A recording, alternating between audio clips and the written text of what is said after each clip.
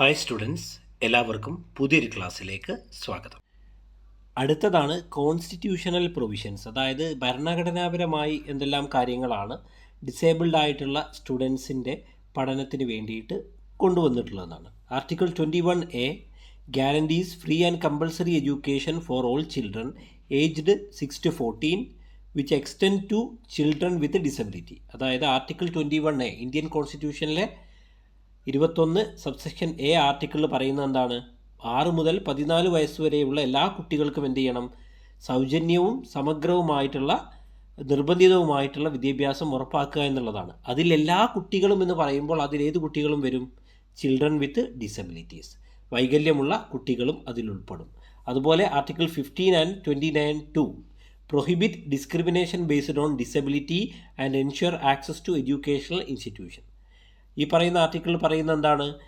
Prohibit discrimination based on disability, വൈകല്യത്തിൻ്റെ അടിസ്ഥാനത്തിലുള്ള വിവേചനം എന്ത് ചെയ്യുക? നിരോധിച്ചിട്ടുണ്ട്. മാത്രമല്ല ensure access to educational institution എന്ത് ചെയ്യണം?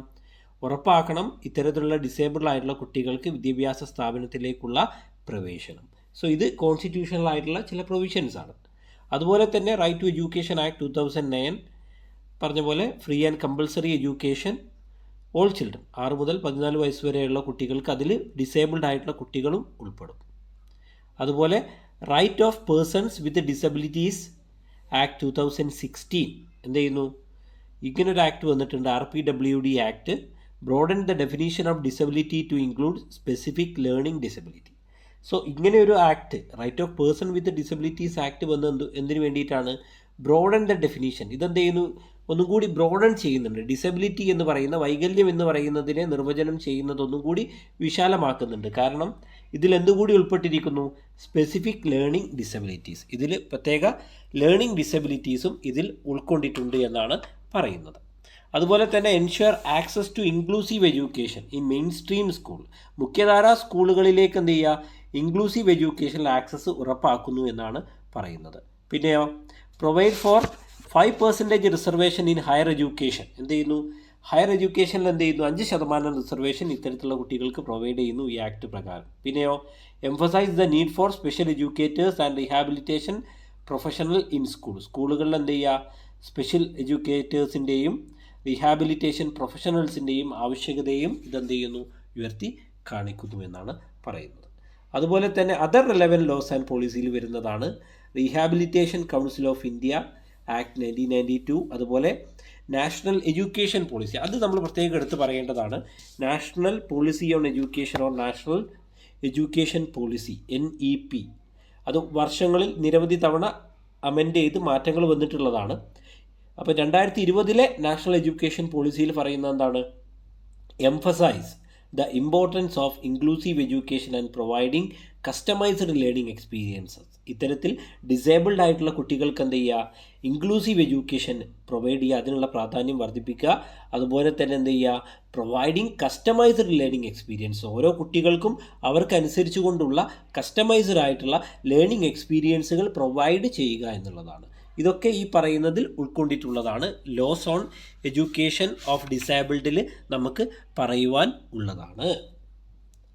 അതുപോലെ തന്നെ there are some schemes for the development of the disabled children. കുട്ടികളുടെ വികസനത്തിന് വേണ്ടി, ഇത്തരത്തിൽ വൈകല്യമുള്ള കുട്ടികളുടെ വികസനത്തിന് വേണ്ടി നിരവധി സ്കീമുകൾ ഗവൺമെൻറ് എന്ത് ചെയ്തിട്ടുണ്ട്? കൊണ്ടുവന്നിട്ടുണ്ട്. The integrated education of disabled children, IEDC എന്ന് പറയുന്ന, അത് വളരെ പ്രധാനമായിട്ടുള്ളതാണ്. 1974 കൊണ്ടുവന്നത്. 1992 എന്ത് ചെയ്തു? അത് റിവൈസ് ചെയ്യേണ്ടായി. ഓക്കെ, പിന്നീട് ഇൻ്റഗ്രേറ്റഡ് എന്നുള്ളതിൽ മാറി ഇൻക്ലൂസീവായിട്ട് മാറി. അപ്പോൾ ഇതിൽ ചില സ്കീമുകൾ കൊണ്ടുവന്നിട്ടുണ്ട്. ഒന്നാമത്തേതാണ് Deen Dayal disabled rehabilitation scheme, support NGOs to provide education training and rehabilitation for disabled children. Deen Dayal disabled rehabilitation scheme പ്രകാരം ഡിസേബിൾഡ് ചിൽഡ്രൻസിൻ്റെ എഡ്യൂക്കേഷൻ ട്രെയിനിങ് റീഹാബിലിറ്റേഷനുമായി ബന്ധപ്പെട്ട് NGOകൾക്ക്, നോൺ ഗവൺമെൻറ്റൽ ഓർഗനൈസേഷൻസിന് എന്ത് ചെയ്യുന്നുണ്ട്? ആവശ്യമായ സപ്പോർട്ടുകൾ നൽകുന്നുണ്ട്. അതുപോലെ തന്നെ inclusive education four disabled at secondary stage, IEDSS എന്ന് പറയുന്ന സ്കീം കൊണ്ടുവന്നു. Help children class +1 to +2, 9 to +2, 9 മുതൽ +2 വരെയുള്ള, 9ാം ക്ലാസ് മുതൽ +2 വരെയുള്ള കുട്ടികൾക്ക് എന്ത് ചെയ്യുക? അവർക്ക് ഡിവൈസുകൾ, ട്രാൻസ്പോർട്ട്, സ്പെഷ്യൽ എഡ്യൂക്കേറ്റേഴ്സിൻ്റെ എല്ലാം സഹായം നൽകുന്നതാണ് ഇത് inclusive education four disabled at secondary stage എന്നറിയപ്പെടുന്നത്. അതുപോലെ ADIP സ്കീം എന്ന് പറയുന്ന scheme provides free or subsidised AIDS, wheel chairs, hearing aid etcetera. ADIP scheme പ്രകാരം എന്ത് ചെയ്യുന്നു? ഫ്രീ ആയിട്ടോ അല്ലെങ്കിൽ സബ്സിഡൈസ്ഡ് ആയിട്ട് എന്ത് ചെയ്യുക? വീൽ ചെയർ, ഹിയറിംഗ് എയ്ഡ് പോലെയുള്ള ഉപകരണങ്ങൾ നൽകുന്നു. അതുപോലെ scholarship for disabled students covers prematric to post graduate level with financial aid for education and support materials. Prematric level മുതൽ പോസ്റ്റ് ഗ്രാജുവേറ്റ് ലെവൽ വരെ എന്ത് ചെയ്യുന്നു? സാമ്പത്തിക സഹായങ്ങൾ എന്ത് ചെയ്യുന്നുണ്ട്? നൽകപ്പെടുന്നുണ്ട്. ഇത്തരത്തിലുള്ള കുട്ടികളുമായി ബന്ധപ്പെട്ട് അവർക്ക് സേവനങ്ങൾ നൽകപ്പെടുന്നുണ്ട്.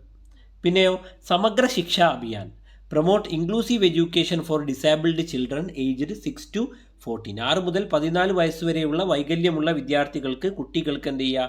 ഇൻക്ലൂസീവ് എഡ്യൂക്കേഷനെ പ്രൊമോട്ട് ചെയ്യുന്ന സ്കീമാണ് ഇത് സമഗ്ര ശിക്ഷാ അഭിയാൻ എന്നറിയപ്പെടുന്നത്. അതുപോലെ Indira Gandhi national disability pension IGNDPS pension four severely disabled individuals. Severely disabled individuals, മാരകമായിട്ട് disabled ആയിട്ടുള്ള വൈകല്യമുള്ള കുട്ടികൾ ആരൊക്കെയാണത്? 80% ഡിസബിലിറ്റി ഉണ്ടാവണം. അവർ 18 വയസ്സിന് മുകളിലും BPL ഫാമിലിയിൽ നിന്നുള്ളവരുമാണെങ്കിൽ അവർക്ക് എന്ത് ചെയ്യും? പെൻഷൻ അനുവദിക്കപ്പെട്ടിട്ടുണ്ട്. അതുപോലെ national trust schemes, special schemes like Disha, Vikaas, Samarth and Niramaya for autism, cerebral palsy, mental retardation etcetera. So special schemes കൊടുക്കുന്നുണ്ട്. പിന്നെയോ travel and exam concessions, rail fare discount, scribes, extra time for exam, ഇതുപോലെയുള്ള travel and exam concessions ഒക്കെ എന്ത് ചെയ്യുന്നുണ്ട്? കുട്ടികൾക്ക് ലഭിക്കുന്നുണ്ട്. അടുത്തതാണ് statements, international statements for disabled children or ഡിസബിലിറ്റിയുമായി ബന്ധപ്പെട്ട്, ഇത്തരത്തിൽ വൈകല്യമുള്ള വിദ്യാർത്ഥികളെ സംരക്ഷിക്കുന്നതുമായി ബന്ധപ്പെട്ട് ഇൻ്റർനാഷണൽ തലത്തിൽ വന്നിട്ടുള്ള സ്റ്റേറ്റ്മെൻറ്റുകൾ ഏതെല്ലാമാണ്, അത് ഏതെല്ലാം സ്ഥാപനങ്ങളാണ് കൊണ്ടുവന്നിട്ടുള്ളത് എന്നുള്ളതാണ്. ഒന്ന് UN convention on the rights of the child UNCRC 1989 ensure the right of disabled children to live with dignity and access health care, education and support. അതുപോലെ തന്നെ UN convention on the right of persons with disabilities UNCRPD 2006 guarantees equal rights and inclusive education for children with disabilities. അതുപോലെ തന്നെ Salamanca statement 1994 UNESCO പറയുന്നത് എന്താ? Promotes inclusive education systems that welcomes all children including those with disabilities. So ഇതൊക്കെ സ്റ്റേറ്റ്മെൻറ്റുകളാണ്. ഓരോ സ്ഥാപനങ്ങൾ അല്ലെങ്കിൽ ഒരു ഇൻ്റർനാഷണൽ ഓർഗനൈസേഷൻസ് എന്ത് ചെയ്താൽ കൊണ്ടുവന്നിട്ടുള്ള ഇൻ്റർനാഷണൽ സ്റ്റേറ്റ്മെൻറ്റുകളാണ്. അതുപോലെ തന്നെ sustainable development goals, goal 4 sustainable development ഗോളിലെ 4ാമത്തെ ഗോളായി പറഞ്ഞിരിക്കുന്നത് എന്താണ്? Call for inclusive and equitable quality education for all including disabled children. Calls for inclusive and equitable quality education for all including disabled children. അതുപോലെ തന്നെ 5th one world programme of action concerning disabled persons 1982. അതിൽ പറഞ്ഞിരിക്കുന്നത് എന്താണ്? Focus on early detection, intervention and equal opportunities. അതുപോലെ Incheon strategy 2012 a regional plan to ensure the rights of person with disabilities in Asia Pacific especially in education. Asia Pacific മേഖലയിലുള്ള disabled ആയിട്ടുള്ള കുട്ടികളുടെ അവകാശങ്ങളെ സംരക്ഷിക്കുന്നതിനുള്ള region plan ആയിരുന്നു ഇത് ഈ പറയുന്ന ഇൻചിയോൺ strategy എന്നറിയപ്പെടുന്നത്. അതുപോലെ WHO UNICEF framework on early childhood development emphasise inclusive care and early learning for children with disabilities. So ഇതൊക്കെ എന്താണ്? പ്രധാനപ്പെട്ട സ്റ്റേറ്റ്മെൻറ്റുകളാണ്. അടുത്തതാണ് types of disabilities commonly seen in school. പൊതുവായിട്ട് സ്കൂളിൽ കാണപ്പെടുന്ന ഡിസബിലിറ്റീസ് ഏതെല്ലാമാണ് എന്നുള്ളതാണ്. അതിൽ ഒന്നാമത്തേതാണ് നോക്കുക, ഡിസബിലിറ്റി ടൈപ്പിൽ നോക്കുക, ലേണിംഗ് ഡിസബിലിറ്റീസ് എന്നറിയപ്പെടുന്നത്. പഠന വൈകല്യങ്ങൾ. പഠന വൈകല്യത്തിന് ഉദാഹരണമാണ് ഡിസ്ലെക്സിയ, ഡിസ്കാൽക്കുലിയ, ഡിസ്ഗ്രാഫിയ മുതലായവ. ഡിസ്ലെക്സിയ, അതുപോലെ ഡിസ്ഗ്രാഫിയ, ഡിസ്കാൽക്കുലിയ എന്നൊക്കെ പറയുമ്പോൾ ഡിഫിക്കൽട്ടീസാണ്, learning difficulties. Dyslexia learning to read, dysgraphia learning to write, dyscalculia learning difficulty to calculate. So ഇത്തരത്തിലുള്ള ലേണിംഗ് ഡിസബിലിറ്റീസ് എന്ത് ചെയ്യാം? ഉണ്ടാകാം. അപ്പോൾ ഡിസ്ലെക്സിയും ഡിസ്ഗ്രാഫിയും ഒക്കെ നമുക്ക് എന്ത് ചെയ്യാം? പൊതുവേ വരുന്നതാണ്. പൊതുവേ നമ്മൾ പല കുട്ടികളിലും കണ്ടുവരുന്നൊരു കാര്യമാണിത്. Dyslexia is A type of learning disability that alters the way the brain process the written material, causing reading, writing or spelling to be a challenge. എന്ത് ചെയ്യുന്നു? എഴുത്ത് രൂപത്തിലുള്ള മെറ്റീരിയൽസിനെ പ്രോസസ്സ് ചെയ്യുന്നതിൽ എന്ത് ചെയ്യുക? ബ്രെയിന് ആൾട്ടർ ചെയ്യപ്പെടുന്ന ഒരു ലേണിംഗ് ഡിസബിലിറ്റിയാണ് ഇത് ഡിസ്ലെക്സിയ എന്നറിയപ്പെടുന്നത്. ഓക്കെ, അപ്പോൾ ഡിസ്ലെക്സിയ എന്ന് പറയുമ്പോൾ ഓർത്തു വെക്കുക, it is a learning disability that alters the way the brain process the written material. Written മെറ്റീരിയലിനെ എന്ത് ചെയ്യുക? പ്രോസസ്സ് ചെയ്യുന്നതിലുണ്ടാകുന്ന പ്രശ്നമാണത്. അതുപോലെ തന്നെ മറ്റൊന്നാണ് ഇത് ഡിസ്കാൽക്കുലിയ എന്നറിയപ്പെടുന്നത്. A specific learning disability that affect a person's ability to understand numbers and learn math fact. എന്ത് ചെയ്യുന്നു? നമ്പേഴ്സിനെ മനസ്സിലാക്കുന്നതിനൊരു കുട്ടിയുടെ കഴിവ്, അതിലുണ്ടാകുന്ന പ്രശ്നങ്ങൾ, അതുപോലെ മാത്ത് ഫാക്റ്റ് കണക്കുമായി ബന്ധപ്പെട്ട കാര്യങ്ങളെ പഠിക്കുന്നതിലൊരു കുട്ടി നേരിടുന്ന പ്രയാസങ്ങൾ, അതൊരു ലേണിംഗ് ഡിസബിലിറ്റിയാണ്. അത്തരത്തിലുള്ള ലേണിംഗ് ഡിസബിലിറ്റിയെ ഡിസ്കാൽക്കുലിയ എന്നാണ് എന്ത് ചെയ്യുന്നത്? വിളിക്കുന്നത്. അതുപോലെ തന്നെ ഡിസ്ഗ്രാഫിയ എന്നറിയപ്പെടുന്നത്. A specific learning disability that affect a persons hand writing ability and fine motor skills. കുട്ടിയുടെ മോട്ടോർ സ്കിൽസിനെ അല്ലെങ്കിൽ ഹാൻഡ് റൈറ്റിംഗ് എബിലിറ്റിയെ അഫക്റ്റ് ചെയ്യുന്ന ഡിസബിലിറ്റിയാണ് ഇത് ലേണിംഗ് ഡിസബിലിറ്റിയാണ് ഡിസ്ഗ്രാഫിയ എന്നറിയപ്പെടുന്നത്. ഇല്ലെജിബിൾ ഹാൻഡ് റൈറ്റിംഗ് ആയിരിക്കും പലപ്പോഴും ഉണ്ടാവുക, അതായത് വ്യക്തമാകാത്ത handwriting, inconsistent spacing, poor spatial planning on paper, poor spelling, ഇങ്ങനെയുള്ള കാര്യങ്ങളൊക്കെ എന്ത് ചെയ്യാം? ഇതിലുണ്ടാവാം. അപ്പോൾ ഇതിനാവശ്യമായിട്ടുള്ള എന്താണ്? ഇത്തരത്തിലുള്ള ലേണിംഗ് ഡിസബിലിറ്റീസ് ഉണ്ടായിക്കഴിഞ്ഞാൽ എന്താ ചെയ്യേണ്ടത്? അതിന് റെമഡിയൽ ടീച്ചിങ് കൊടുക്കുക, മറ്റ് അസിസ്റ്റീവ് ആയിട്ടുള്ള ടൂളുകൾ കൊടുക്കുക. ഇപ്പോൾ ഈ ലേണിംഗ് ഡിസബിലിറ്റീസൊക്കെ ആയി ബന്ധപ്പെട്ട ഒരു ഉദാഹരണം പറയുകയാണെങ്കിൽ താരേ സമീൻ പർ എന്ന് പറയുന്ന സിനിമ നമുക്ക് എന്ത് ചെയ്യാം? ഒരു ഉദാഹരണമായി പറയാം. ഡിസ്ലെക്സിയ ബാധിച്ച കുട്ടിയാണ്. എനിവേ, അടുത്തതാണ് speech and language disorders. Speech and language ഡിസോർഡേഴ്സാണ് മറ്റൊന്ന്. സ്പീച്ച് സംസാരിക്കുന്നതുമായി ബന്ധപ്പെട്ട, അതുപോലെ ലാംഗ്വേജ് ഭാഷയുമായി ബന്ധപ്പെട്ട പ്രശ്നങ്ങൾ.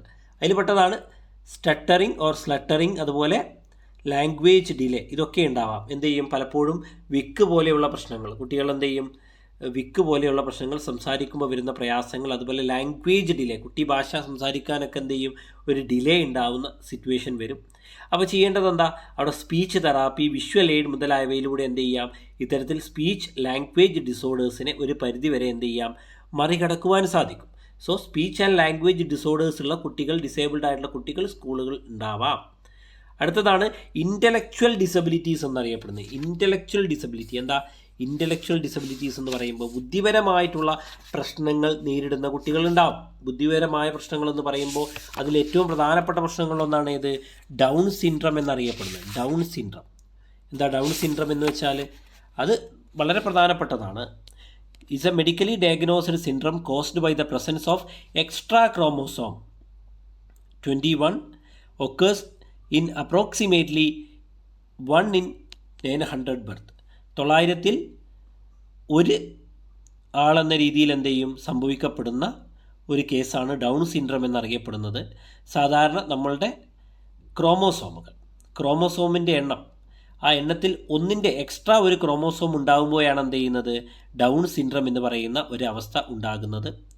ഇതിൽ ഫിസിക്കലായിട്ട് ചില ക്യാരക്ടറിസ്റ്റിക്സ് ഉണ്ടാവും. ചെറിയ ഇയേഴ്സ് ആയിരിക്കും, സ്മോൾ ഇയേഴ്സ്, ചെറിയ ചെവികൾ, upwardly slanting eyes, short stubby hands, a flatted facial profile, a large tongue, short stature and a gap between the first and second toes. ഇങ്ങനെയുള്ള ചില കാരണങ്ങൾ എന്ത് ചെയ്യാം? ചില കാരണങ്ങൾ ഇതിനുണ്ടാവാം. സോ എന്ത് ചെയ്യുമോ? ഹോർമോണൽ ഇംബാലൻസ് അല്ലെങ്കിൽ ഹോർമോണലായിട്ടുള്ള ചില ഫ്ലക്ച്വേഷൻസ് മൂലമുണ്ടാകുന്ന അസുഖമാണ് ഇത് ഈ പറയുന്ന ഡൗൺ സിൻഡ്രം എന്നറിയപ്പെടുന്നത്. So the Dawn syndrome is A intellectual disabilities. So ഇത്തരത്തിലുള്ള കുട്ടികൾക്ക് എന്ത് ചെയ്യണം? ടീച്ചേഴ്സ് സിംപ്ലിഫൈഡ് ആയിട്ടുള്ള കരിക്കുലം, ലൈഫ് സ്കിൽ ട്രെയിനിങ് മുതലായവ എന്ത് ചെയ്യേണ്ടതാണ്? കൊടുക്കേണ്ടതാണ്. അടുത്തതാണ് autism spectrum disorder, ASD. Autism spectrum disorder, ASD എന്നറിയപ്പെടുന്നത്. It is A range of disorders exist affecting verbal and non verbal communication, social interaction and imaginative or creative play. എന്ത് ചെയ്യുന്നു? ഇതൊരു കൂട്ടം ഡിസോർഡേഴ്സാണ് ഓട്ടിസം സ്പെക്ട്രം ഡിസോർഡർ, ASD എന്നറിയപ്പെടുന്നത്. കാരണം ഇതെന്ത് ചെയ്യുന്നുണ്ട്? വെർബലായിട്ടുള്ള non വെർബലായിട്ടുള്ള കമ്മ്യൂണിക്കേഷൻസിനെ, social ഇൻറ്ററാക്ഷൻസിനെ, ഇമാജിനേറ്റീവായിട്ടുള്ള creative play ഒക്കെ എന്ത് ചെയ്യുന്നുണ്ട്? ബാധിക്കുന്ന ഒരു അസുഖമാണ് ഇത് ഓട്ടിസം എന്ന് പറയുന്നത്. Structured routines, social skill support, ഇവയൊക്കെയാണെന്ത് ഇവർക്ക് ആവശ്യമായിട്ടുള്ളത്. കൃത്യമായ സ്ട്രക്ചേർഡ് ആയിട്ടുള്ള റുട്ടീൻസ്, സോഷ്യൽ സ്കിൽ സപ്പോർട്ട് മുതലായവ ഇവർക്ക് ആവശ്യമാണ്. അടുത്തതാണ് ഹിയറിംഗ് ഇമ്പയർമെൻറ്റ് എന്നുള്ളത്, അല്ലേ? കേൾവി ശക്തിയുമായി ബന്ധപ്പെട്ട പ്രശ്നങ്ങൾ. Hearing impairment, deafness or hearing loss refers to the inability to hear things either totally or partially. പൂർണ്ണമായിട്ടോ ഭാഗികമായിട്ടോ കാര്യങ്ങളെ കേൾക്കുന്നതിൽ ഉള്ള ഇന്നബിലിറ്റിയാണ്, കഴിവില്ലായ്മയാണ് ഇത് ഈ പറയപ്പെടുന്ന ഹിയറിംഗ് ഇമ്പയർമെൻ്റ് എന്ന് പറയുന്നത്. പലപ്പോഴും പൂർണ്ണമായിട്ടോ ഭാഗികമായിട്ടോ കേൾവി ശക്തി ഇല്ലാതിരിക്കുന്ന ഒരവസ്ഥ, deafness or hard of hearing. So ഇതിന് സപ്പോർട്ട് നമുക്ക് എന്ത് രൂപത്തിലൂടെയാണ് ഒരു ടീച്ചർക്ക് എന്ത് ചെയ്യുക, ഇത്തരത്തിലുള്ള ഡിസേബിൾഡ് ആയിട്ട് കുട്ടികളെ സപ്പോർട്ട് ചെയ്യാൻ സാധിക്കുക? ത്രൂ സൈൻ ലാംഗ്വേജിലൂടെ, അതുപോലെ ഹിയറിംഗ് എയ്ഡ്സിലൂടെയൊക്കെ എന്ത് ചെയ്യാം, ഇത്തരത്തിലുള്ള കുട്ടികളെ സഹായിക്കാം. പിന്നെ വിഷ്വൽ ഇമ്പയർമെൻ്റ് ആണ് മറ്റൊന്ന്. വിഷ്വലി എന്ത് ചെയ്യുക, ഇമ്പയർഡ് ആയിട്ടുള്ള കുട്ടികൾ, ബ്ലൈൻഡ്നെസ്, ലോ വിഷൻ പോലെയുള്ള കാഴ്ചശക്തി കുറവുള്ളത്, അതുപോലെ ബ്ലൈൻഡ്നെസ്, പൂർണ്ണമായും അന്ധരായിട്ടുള്ള കുട്ടികൾ, ഇവരൊക്കെ എന്ത് ചെയ്യും, ഉണ്ടാവും. സോ വിഷ്വലി ഇമ്പയർഡ് ആയിട്ടുള്ള കുട്ടികൾക്ക് എന്ത് ചെയ്യണം, സപ്പോർട്ട് എന്താണ്, ബ്രെയിലി ലിപി, ലാർജ് പ്രിൻ്റ്, വലിയ അക്ഷരങ്ങൾ, സ്ക്രീൻ റീഡേഴ്സ് മുതലായ മാർഗങ്ങൾ ഉപയോഗിച്ചുകൊണ്ട് ഇത്തരത്തിലുള്ള കുട്ടികളെ എന്ത് ചെയ്യാം, പഠിപ്പിക്കാം. പിന്നെയോ ഫിസിക്കൽ ഡിസബിലിറ്റീസ്, ശാരീരികമായിട്ടുള്ള വൈകല്യങ്ങൾ നേരിടുന്ന കുട്ടികൾ, സെറിബ്രൽ പാൾസി, മസ്കുലർ ഡിസ്ട്രോഫി പോലെയുള്ള അസുഖങ്ങൾ ബാധിച്ചിട്ടുള്ള കുട്ടികൾ. സെറിബ്രൽ പാൾസിയൊക്കെ പ്രധാനപ്പെട്ട അസുഖങ്ങളാണ്. Cerebral palsy is a long term physical condition caused by the abnormality of brain growth or a lesion to the brain, resulting in the impairment of muscular development and control. എന്ത് ചെയ്യുന്നു, cerebral palsy എന്നറിയപ്പെടുന്നത് ഒരു ദീർഘകാലം നീണ്ടു നിൽക്കുന്ന ശരീര അവസ്ഥയാണ്. അത് ബ്രെയിൻ ഗ്രോത്തിൻ്റെ അബ്നോർമാലിറ്റി മൂലമൊക്കെയാണ് എന്ത് ചെയ്യുന്നത്, ഉണ്ടാകുന്നത്. അത് മസ്കുലർ ഡെവലപ്മെൻറ്റിനെയും ഒക്കെ എന്ത് ചെയ്യുന്നുണ്ട്, ബാധിക്കുന്നുണ്ട്. മസ്കുലർ കൺട്രോളിനെ എല്ലാം എന്ത് ചെയ്യുന്നു, ബാധിക്കുന്ന ഒരസുഖമാണ് ഇത്. So cerebral palsy can occur if the mother experience an injury or disease that affect the foetus during the traumatic birth or later in life due to an infection, disease or head trauma. നിരവധി കാരണങ്ങൾ കൊണ്ട് എന്ത് ചെയ്യാം, ഈ cerebral palsy എന്ന് പറയുന്ന അസുഖം ഉണ്ടാവാം. ഇഞ്ചുറീസ്, എന്ത് ചെയ്യുന്നു, ഗർഭസ്ഥാവസ്ഥയിൽ എന്തെങ്കിലും ഇഞ്ചുറീസ് മാതാവിന് ഏൽക്കേണ്ടി വന്നാൽ, ട്രോമാറ്റിക് ബർത്ത് മൂലം, അല്ലെങ്കിൽ അതിനുശേഷം കുട്ടി ജനിച്ചതിന് ശേഷം എന്തെങ്കിലും ഇൻഫെക്ഷനോ ഡിസീസോ കാരണമൊക്കെ എന്ത് ചെയ്യാം, ഇത് വരാം എന്നാണ് എന്ത് ചെയ്യുന്നത്, പറയുന്നത്. ഓക്കെ, അപ്പോൾ ഇത്തരത്തിലുള്ള സെറിബ്രൽ പാൾസി, മസ്കുലർ ഡിസ്ട്രോഫി ഒക്കെ ഉണ്ടാകുമ്പോൾ എന്ത് ചെയ്യണം, വീൽ ചെയർ ആക്സസ് അവർക്ക് വളരെ ആവശ്യമായിട്ടുള്ളതാണ്. അതുപോലെ മോഡിഫൈഡ് എക്യുപ്മെൻറ്റുകൾ ആവശ്യമുണ്ട്. കാരണം അവർക്ക് അവരുടെ മൊബിലിറ്റി പ്രശ്നമുള്ളത് കൊണ്ട് അവർക്കത് മീറ്റ് ചെയ്യുന്നതിന് വേണ്ടിയിട്ട്. ഓക്കെ, അടുത്തതാണ് ഇമോഷണൽ ആൻഡ് ബിഹേവിയറൽ ഡിസോർഡേഴ്സ് എന്നറിയപ്പെടുന്നത്. Emotional and behavioural disorders. Emotional and behavioural ഡിസോർഡേഴ്സിൽ പെട്ടതാണ് ഇത് പ്രധാനമായിട്ടും ADHD എന്നറിയപ്പെടും. Attention deficit hyperactivity disorder, ADHD എന്ന് പറയുന്ന അസുഖം ഇതിൽപ്പെട്ടതാണ്. അതുപോലെ ODD, ഒപ്പോസിഷണൽ ഡിഫിയൻറ്റ് ഡിസോർഡർ എന്നറിയപ്പെടുന്ന ODD എന്ന് പറയുന്നത് ഇതിന് ഉദാഹരണമാണ്. അതുപോലെ കണ്ടക്ട് ഡിസോർഡർ എന്ന് പറയുന്നതും ഇതിന് ഉദാഹരണമാണ്. സോ പ്രത്യേകിച്ച് ബിഹേവിയറൽ ഡിസോർഡേഴ്സ് ഉള്ള ആളുകളിൽ എന്ത് ചെയ്യും, ഇൻഅറ്റൻഷൻ കൂടുതലായിരിക്കും, അറ്റൻറ്റീവ് ആയിരിക്കില്ല അവർ, ഹൈപ്പർ ആക്റ്റീവ് ആയിരിക്കും, ഇമ്പൾസിവിറ്റി കൂടുതലായിരിക്കും, ഡിഫിയൻ ബിഹേവിയർ ആയിരിക്കും, ഡ്രഗ് യൂസ് ഉണ്ടാവും, ക്രിമിനൽ ആക്ടിവിറ്റീസൊക്കെ എന്ത് ചെയ്യും, ഇവരിലുണ്ടാവും. സോ ഇത്തരത്തിലുള്ള ഇമോഷണലി ബിഹേവിയറലി ഡിസോർഡർ ഉള്ള കുട്ടികളാണെങ്കിൽ ഇവർക്ക് കൃത്യമായ കൗൺസിലിങ്ങും ബിഹേവിയറൽ പ്ലാൻസും ആവശ്യമാണ്. അതുപോലെ തന്നെ മറ്റൊന്നാണ് ഇത് ക്രോണിക് ഹെൽത്ത് കണ്ടീഷൻസ് എന്നുള്ളത്. എപ്പിലെപ്സി, ആസ്മ, ഡയബറ്റിക്സ് പോലെയുള്ളവ. ഇങ്ങനെയുള്ള അസുഖമുള്ളവർക്ക് മെഡിക്കൽ സപ്പോർട്ട്, ഫ്ലെക്സിബിൾ ഷെഡ്യൂൾ മുതലായ കാര്യങ്ങൾ ടീച്ചേഴ്സ് കൊടുക്കണം. കാരണം നമ്മളിപ്പോൾ ഈ എക്സാം എഴുതാൻ പോകുമ്പോൾ വരെ ചോദിക്കുന്നുണ്ട്, ആർ യു ഡയബറ്റിക് എന്നുള്ള ക്വസ്റ്റ്യൻ. നിങ്ങൾക്ക് പലർക്കും അറിയാം, നെറ്റ് എക്സാമിന് പോകുമ്പോൾ ചോദിക്കുന്ന ചോദ്യം. കാരണം എന്താ, സ്പെഷ്യൽ അറേഞ്ച്മെൻറ്റ് ചെയ്യുന്നതിന് വേണ്ടിയിട്ടാണ്. ഡയബറ്റിക് ആയിട്ടുള്ള ആളുകൾക്ക് അതിൻ്റേതായിട്ടുള്ള അറേഞ്ച്മെൻറ്റ് ചെയ്യുന്നതിന് വേണ്ടിയിട്ടാണ്. സോ ഫ്ലെക്സിബിൾ ഷെഡ്യൂളുകൾ ക്ലാസ്സിന് അറേഞ്ച് ചെയ്യേണ്ടി വരും, മെഡിക്കൽ സപ്പോർട്ട് നൽകേണ്ടി വരും. ഇതൊക്കെയാണ് അവർക്ക് ആവശ്യമായിട്ടുള്ളത്. സോ ക്രോണിക് ഹെൽത്ത് കണ്ടീഷനും എന്താണ്, ഒരു ഡിസബിലിറ്റിയുമായി ബന്ധപ്പെട്ടതാണെന്ന് ഓർത്തു വെക്കുക. സോ ഇതാണ് ഡിസബിലിറ്റീസ്. പ്രധാനമായും സ്കൂളുകളിൽ കാണപ്പെടുന്ന ഡിസബിലിറ്റീസ് ഇവയെല്ലാമാണ്. അടുത്തതാണ് types of schools for disabled. വൈകല്യമുള്ള കുട്ടികൾക്ക് ഏതെല്ലാം തരത്തിലുള്ള സ്കൂളുകളാണ് ഉള്ളത് എന്ന്. ഒന്നാമത്തേത് സ്പെഷ്യൽ എഡ്യൂക്കേഷൻ സ്കൂൾസ് ആണ്. Special education schools are the designated schools for the disabled person. Disabled ആയിട്ടുള്ള വ്യക്തികൾക്ക്, വൈകല്യമുള്ള വ്യക്തികൾക്ക് മാത്രമായിട്ടുള്ള സ്കൂളുകളാണ് ഇത് സ്പെഷ്യൽ എഡ്യൂക്കേഷൻ സ്കൂൾസ് എന്ന് അറിയപ്പെടുന്നത്. ഓക്കെ, ആ സ്പെഷ്യൽ സ്കൂളുകൾ എന്നാണ് അവ അറിയപ്പെടുന്നത്. പിന്നെയോ സ്കൂൾ വിത്ത് ഇൻ്റഗ്രേറ്റഡ് എഡ്യൂക്കേഷൻ, നോർമൽ ആയിട്ടുള്ള റെഗുലർ ആയിട്ടുള്ള സ്കൂളിൻ്റെ കൂടെ എന്ത് ചെയ്യുന്നു, ഇൻ്റഗ്രേറ്റ് ചെയ്തുകൊണ്ടുള്ള ഡിസേബിൾഡ് ആയിട്ടുള്ള സ്റ്റുഡൻസിന് വേണ്ടിയുള്ള സ്കൂളാണ് ഇൻ്റഗ്രേറ്റഡ് എഡ്യൂക്കേഷൻ സ്കൂളുകൾ എന്നറിയപ്പെടുന്നത്. ദാറ്റ് മീൻസ് ഒരു ക്ലാസ്സിൽ അല്ലെങ്കിൽ ഒരു സ്കൂളിൽ 10 ക്ലാസ് നോർമൽ റെഗുലർ കുട്ടികളുണ്ടെങ്കിൽ 1-2 ക്ലാസ്സുകൾ എന്ത് ചെയ്യുന്നു, ഇത്തരത്തിൽ ഡിസേബിൾഡ് ആയിട്ടുള്ള കുട്ടികൾക്ക് കൂടി വേണ്ടിയിട്ട് അതിൻ്റെ കൂടെ ഭാഗമാക്കി ചേർത്തിട്ടുണ്ടെങ്കിൽ അതാണ് ഇൻ്റഗ്രേറ്റഡ് എഡ്യൂക്കേഷൻ എന്നറിയപ്പെടുന്നത്. Okay, that means regular students വേറെ ക്ലാസ്സുകളിലും അതുപോലെ ഡിസേബിൾഡ് ആയിട്ടുള്ള കുട്ടികൾ മറ്റൊരു ക്ലാസ്സിലും പഠിക്കുന്നു. അതുപോലെ schools offering inclusive education, inclusive education offer ചെയ്യുന്ന സ്കൂളുകൾ. ദാറ്റ് മീൻസ് ഒരേ ക്ലാസ്സിൽ എന്ത് ചെയ്യുന്നു, ഡിസേബിൾഡ് ആയിട്ടുള്ള കുട്ടികളും നോർമൽ ആയിട്ടുള്ള റെഗുലർ ആയിട്ടുള്ള കുട്ടികളും ഒരുപോലെ ഒരു ക്ലാസ്സിൽ ഒരുമിച്ചിരുന്ന് പഠിക്കുന്നതാണ് ഏത്, ഇൻക്ലൂസീവ് എഡ്യൂക്കേഷൻ എന്നുള്ളത്. അത്തരത്തിലുള്ള ഇൻക്ലൂസീവ് എഡ്യൂക്കേഷൻ ഓഫർ ചെയ്യുന്ന സ്കൂളുകളും ഉണ്ട്. ഇനി എന്താണ് ഇൻക്ലൂസീവ് എഡ്യൂക്കേഷൻ എന്ന് അറിഞ്ഞു വെക്കേണ്ടതുണ്ട്. Inclusive education means educating all children including those with disabilities in regular school with appropriate support. എന്തെങ്കിലും ഇൻക്ലൂസീവ് എഡ്യൂക്കേഷൻ എന്ന് പറയുമ്പോൾ എല്ലാ കുട്ടികളെയും പഠിപ്പിക്കുക. അതിൽ ഏതെല്ലാം കുട്ടികളുണ്ടാവും, ഡിസബിലിറ്റീസ് ഉള്ള കുട്ടികളും ഉണ്ടാവും. പഠിക്കുന്ന എവിടെയാണ്, റെഗുലർ സ്കൂളിലാണ്. വിത്ത് അപ്രോപ്രിയേറ്റ് സപ്പോർട്ട്, അനുയോജ്യമായ സപ്പോർട്ടോട് കൂടിയിട്ട് സാധാരണ ക്ലാസ്സുകളിൽ ഇരുന്ന് ഡിസേബിൾഡ് ആയിട്ടുള്ള കുട്ടികൾ ഒരുമിച്ചിരുന്ന് പഠിക്കുകയാണെങ്കിൽ അതാണ് ഇൻക്ലൂസീവ് എഡ്യൂക്കേഷൻ എന്നറിയപ്പെടുന്നത്.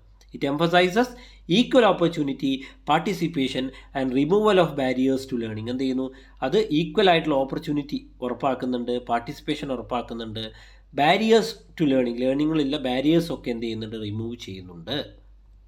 ഇനി അടുത്തതായിട്ട് നമുക്ക് പറയാനുള്ളതാണ് അസസ്മെൻറ്റ് ഓഫ് ഡിസേബിൾഡ് ചിൽഡ്രൻ. നമുക്ക് എന്ത് ചെയ്യുക, ഇത്തരത്തിൽ ഡിസേബിൾഡ് ആയിട്ടുള്ള ചിൽഡ്രൻസിനെ അസസ് ചെയ്യുന്നത് എങ്ങനെയാണെന്നുള്ളത്.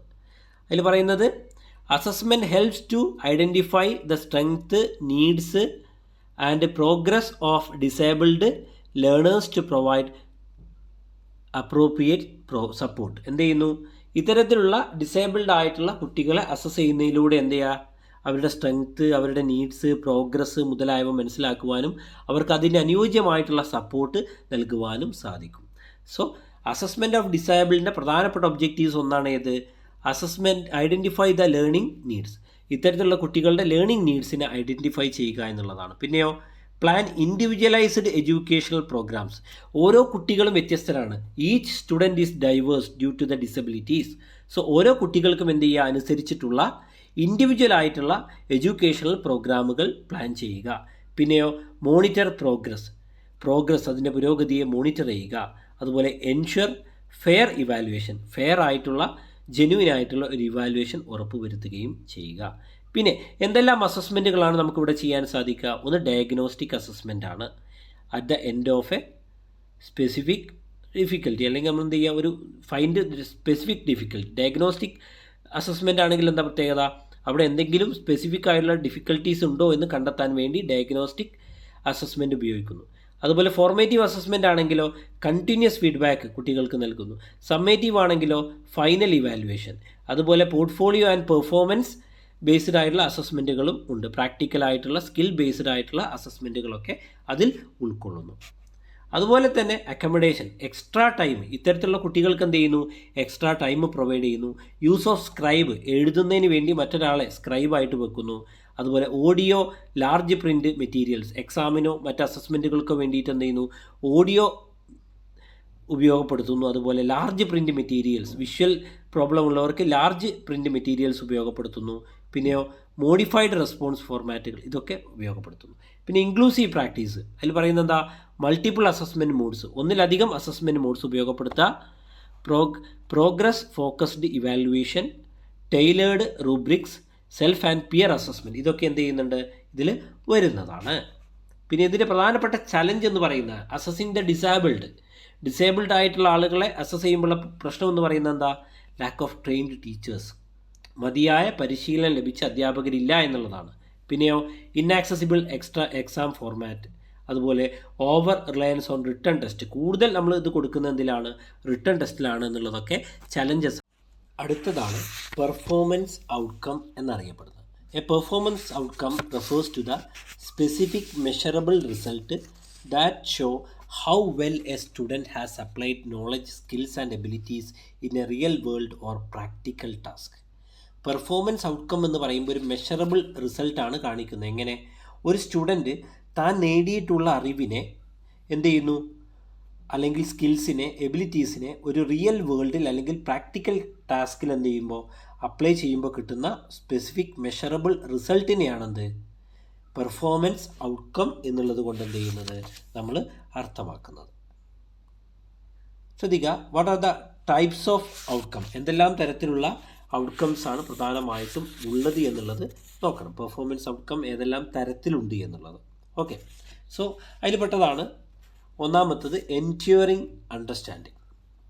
Enduring understanding, big ideas that have lasting value beyond the classroom are central to the discipline and are transferable to new situation. എന്ത് ചെയ്യുന്നു, നമ്മൾ ക്ലാസ് റൂമിൽ നിന്ന് നേടുന്ന ആശയങ്ങൾ, വലിയ ആശയങ്ങൾ എന്ത് ചെയ്യും, ക്ലാസ് റൂമിൽ മാത്രം ഒതുങ്ങി നിൽക്കില്ല, മറിച്ച് എന്ത് ചെയ്യും, അത് നമ്മൾ പുതിയ പുതിയ സിറ്റുവേഷനിലേക്ക് എന്ത് ചെയ്യും, ട്രാൻസ്ഫർ ചെയ്തുകൊണ്ടിരിക്കും. അതിന് ഉദാഹരണമാണ് ഇംഗ്ലീഷ് ലാംഗ്വേജ് ആർട്സ്.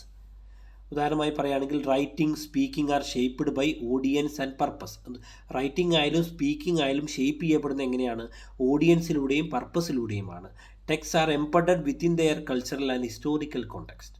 അതുപോലെ തന്നെ മാത്തമാറ്റിക്സ് എടുക്കുകയാണെങ്കിൽ mathematical relationship abound in the world around us and can be applied to everyday decision. Mathematical ആയിട്ടുള്ള റിലേഷൻഷിപ്പ് എന്ത് ചെയ്യും, നമുക്ക് നമ്മുടെ എവറിഡേ ഡിസിഷനിൽ എന്ത് ചെയ്യുക, ഉപയോഗപ്പെടുത്താനായിട്ട് സാധിക്കും. അതുപോലെ സയൻസിലേക്ക് വരികയാണെങ്കിൽ എന്താണ്, engaging in a systematic method inquiry lead to more accurate explanation on natural phenomena. നമ്മുടെ പ്രകൃതിയിലെ പല പ്രതിഭാസങ്ങളുണ്ട്, അതിനൊക്കെ എന്ത് ചെയ്യുക, ആക്യുറേറ്റ് ആയിട്ടുള്ള എക്സ്പ്ലനേഷനിലേക്ക് എന്ത് ചെയ്യാം, നമുക്ക് ഈ പറയുന്ന സയൻസ് എന്ത് ചെയ്യുന്നു, സിസ്റ്റമാറ്റിക് ആയിട്ടുള്ള മെത്തേഡ് ഓഫ് ഇൻക്വയറി സഹായിക്കുന്നുണ്ട്. അതുപോലെ എസെൻഷ്യൽ സ്കിൽസിലേക്ക് വരികയാണെങ്കിൽ the skills are necessary to do work in the discipline. ആ ഡിസിപ്ലിനിൽ വർക്ക് ചെയ്യണമെങ്കിൽ എന്ത് ചെയ്യണം, അത്തരത്തിലുള്ള സ്കിൽസ് ആവശ്യമാണ്. ഉദാഹരണമായി പറയുകയാണെങ്കിൽ ഇംഗ്ലീഷ് ലാംഗ്വേജ് ആർട്സുമായി ബന്ധപ്പെട്ട് പറയുകയാണെങ്കിൽ develop a thesis statement supported by argument and or evidence, demonstrate a command of the conventions of the English language. ഇതൊക്കെ എസെൻഷ്യൽ സ്കിൽസാണ്. അതുപോലെ മാത്തമാറ്റിക്സിൽ പറയുകയാണെങ്കിൽ reason deductively, use mathematic symbols and language to explain mathematical relationships or ideas. അതുപോലെ തന്നെ സയൻസിലേക്ക് വരുമ്പോൾ when engaging in inquiry, describe objects and events, ask questions, construct explanation, test those explanation against current specific scientific knowledge and clearly communicate idea to others. So ഇത്തരത്തിലുള്ള essential skills അതിൽ വരുന്നുണ്ട്, ആവശ്യമാണ്. പിന്നെയോ habits of mind ആണ് അടുത്തത്. Ways of knowing and thinking in the discipline. ഏത് രീതിയിലൂടെയാണ് എന്ത് ചെയ്യുന്നത്, ഏത് വഴിയിലൂടെ, ഏത് മാർഗത്തിലൂടെയാണ് നമ്മൾ മനസ്സിലാക്കുന്നതും ചിന്തിക്കുന്നതും, ആ ഒരു ഡിസിപ്ലിൻ എന്നുള്ളതാണ്. ആ ഡിസിപ്ലിനിൽ ഒന്നാമത്തെ ഇംഗ്ലീഷ് ലാംഗ്വേജ് ആൻഡ് ആർട്സിൽ പറയുന്നത് എന്താ, in building an argument consider counter claims and opposing positions, consider multiple interpretation of a character, motive or theme. അതുപോലെ മാത്സിലേക്ക് വരികയാണെങ്കിൽ see mathematical ideas in one mind eye, generalise from specific cases. ഇതൊക്കെ നമുക്ക് ഉദാഹരണമായിട്ട് പറയാം.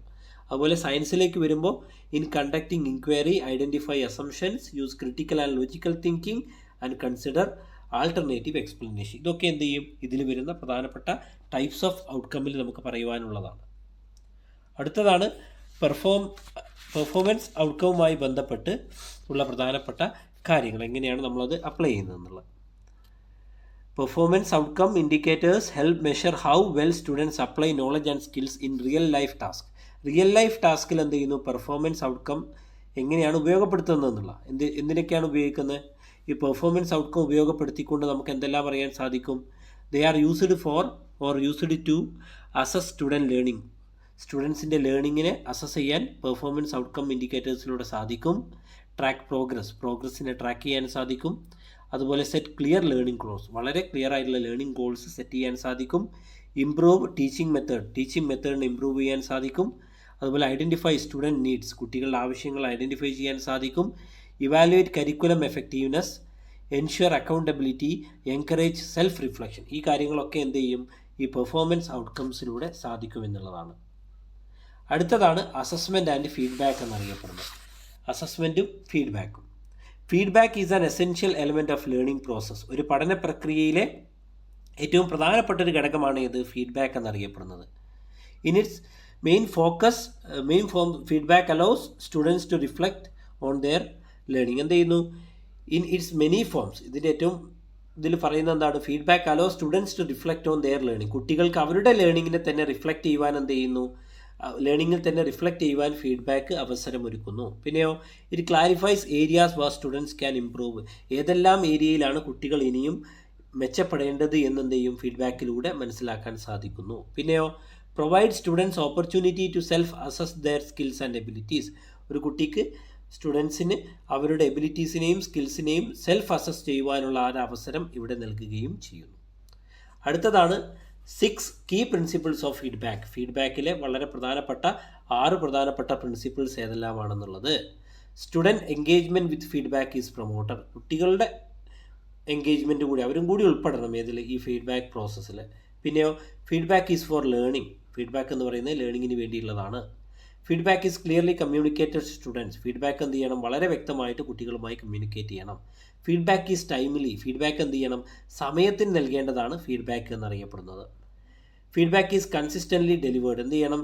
ഫീഡ്ബാക്ക് സ്ഥിരമായി കൺസിസ്റ്റൻ്റായി deliver ചെയ്തുകൊണ്ടിരിക്കണം. പിന്നെയോ feedback quality is maintained. Feedback എന്ത് ചെയ്യണം? ഫീഡ്ബാക്കിൻ്റെ ക്വാളിറ്റി എന്ത് ചെയ്യണം? കൃത്യമായി മെയിൻറ്റെയിൻ ചെയ്യേണ്ടതായിട്ട് ഉണ്ട് എന്നാണ് പറയുന്നത്. പിന്നെ പ്രോസസ് ഓഫ് ഫീഡ്ബാക്ക്. നമുക്ക് പല രീതിയിൽ ഫീഡ്ബാക്ക് കൊടുക്കാം കേട്ടോ. റിട്ടേൺ ഫോർമാറ്റിലുള്ള ഫീഡ്ബാക്ക് കൊടുക്കാം, ഓറൽ ഫോർമാറ്റിലുള്ള ഫീഡ്ബാക്ക് കൊടുക്കാം. ഇങ്ങനെയൊക്കെ ചെയ്യാൻ സാധിക്കും കേട്ടോ. സോ ഇനി വരുന്നതാണ് പ്രോസസ് ഓഫ് ഫീഡ്ബാക്ക് എന്നറിയപ്പെടുന്നത്. ഫീഡ്ബാക്കിൻ്റെ പ്രോസസ്സ്. അതിൽ ഒന്നാമത്തെ first feedback can be above the task or product. ഒരു ടാസ്കുമായിട്ടോ പ്രൊഡക്റ്റുമായിട്ടോ ബന്ധപ്പെട്ടതാണ് ഏത്? ആദ്യത്തെ ഫീഡ്ബാക്കിൻ്റെ ഘട്ടം അല്ലെങ്കിൽ ആദ്യത്തെ പ്രോസസ്സ് എന്നറിയപ്പെടുന്നത്. The second level is feedback aimed at the process used to create the product or complete the task. രണ്ടാമതായി പറയുന്നത് എന്താണ്? ഒരു പ്രോസസ്സുമായി ബന്ധപ്പെട്ടതാണ്. ഒരു പ്രൊഡക്റ്റ് ക്രിയേറ്റ് ചെയ്യുന്നതിനോ ഒരു ടാസ്ക് കംപ്ലീറ്റ് ചെയ്യുന്നതുമായ ബന്ധപ്പെട്ട പ്രോസസ്സിനെ ലക്ഷ്യം വെച്ചുകൊണ്ടുള്ളതാണ് second level feedback. Third level feedback എന്നറിയപ്പെടുന്നത് എന്തിലാണ് ഫോക്കസ് ചെയ്തിരിക്കുന്നത്? സെൽഫ് റെഗുലേഷനിലാണ്. For the students monitoring of their learning. വിദ്യാർത്ഥികൾക്ക് അവരുടെ തന്നെ ലേണിങ്ങിനെ മോണിറ്റർ ചെയ്യുന്നതിന് വേണ്ടിയിട്ടാണ് തേർഡ് ലെവൽ ഫീഡ്ബാക്ക് വെച്ചിട്ടുള്ളത്. Fourth level is feedback directed to the self. ഒരു വ്യക്തിയുടെ സെൽഫിലേക്ക് ഡയറക്റ്റ് ചെയ്യപ്പെടുന്ന ഫീഡ്ബാക്കാണ് ഇത് ഫോർത്ത് ലെവൽ ഫീഡ്ബാക്ക് എന്ന് അറിയപ്പെടുന്നത്. Thank you for listening the class.